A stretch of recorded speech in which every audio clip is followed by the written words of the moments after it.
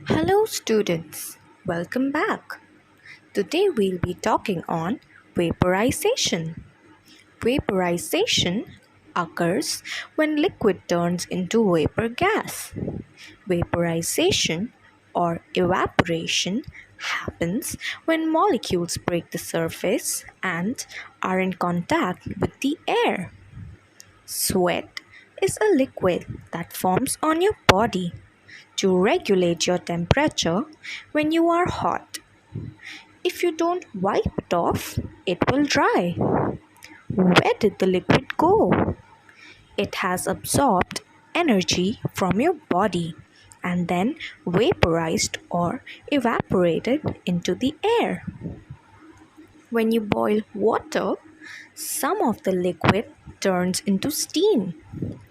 That is because the heat increases the kinetic energy of the molecules and they move faster and then farther apart. The result is vaporization. Thank you.